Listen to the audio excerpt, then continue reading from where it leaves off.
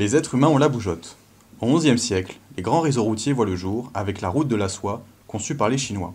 En Europe, c'est Rome qui marquera l'histoire en totalisant à son apogée près de 80 000 km de communication.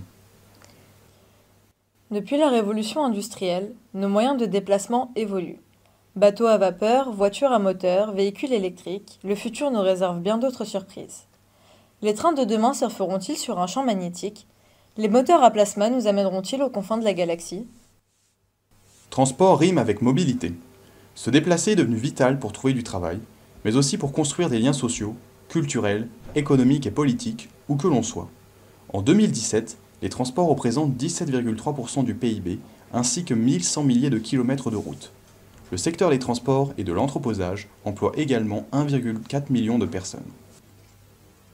Comme nous avons pu le voir, les transports occupent une place importante dans notre société. L'aspect économique influe sur l'aspect social. L'abondance des transports dans notre vie quotidienne, entre vélos, bus, métro, train ou encore avion, permet de créer des connexions sociales de plus en plus développées, tout en maintenant des liens sociaux de plus en plus éloignés. Le tout au cœur d'une mondialisation en perpétuel essor.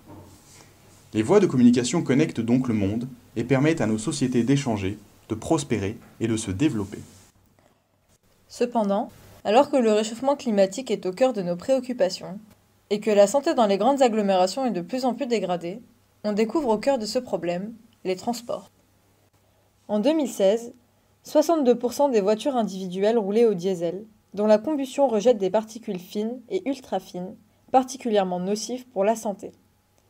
Une des solutions adoptées dans le but de résoudre ce problème, le certificat qualité de l'air, critère, qui définit de 0 à 5 le taux d'émission de polluants atmosphériques pour chaque voiture. D'autres solutions ont également été mises en place. À Paris, par exemple, on retrouve le système de circulation alternée lors des grands pics de pollution. L'idée est de n'autoriser que les voitures aux plaques paires les jours pairs et inversement pour les jours impairs.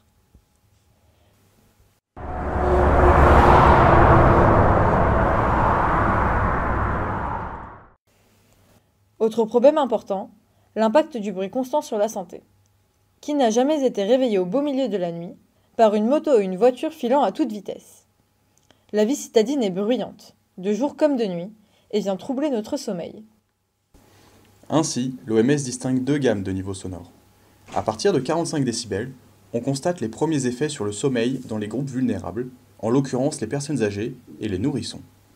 À partir de 55 décibels, c'est-à-dire une discussion entre deux personnes, on constate de forts effets sur la santé et les groupes vulnérables sont gravement touchés.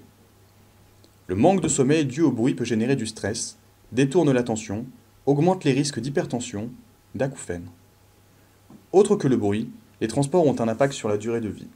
Cela fait 3 années de suite que le nombre de tués sur les routes de France métropolitaine ne cesse de s'amplifier. Avec 3 477 tués, la mortalité a augmenté de 0,5% en 2016, après une hausse de 2,3% en 2015. Les transports sont essentiels. Mais que se passe-t-il quand la machine s'arrête? Les inégalités géographiques ressurgissent, comme nous avons pu le voir lors de l'épisode de grève des transports. Conducteurs de train, bus, métro, notre société dépend d'eux pour fonctionner. En s'arrêtant, tout le pays est ralenti, tout prend plus de temps et tout devient plus difficile. C'était Adrien Albertini Et Léa Bourgelli pour Alma Mater.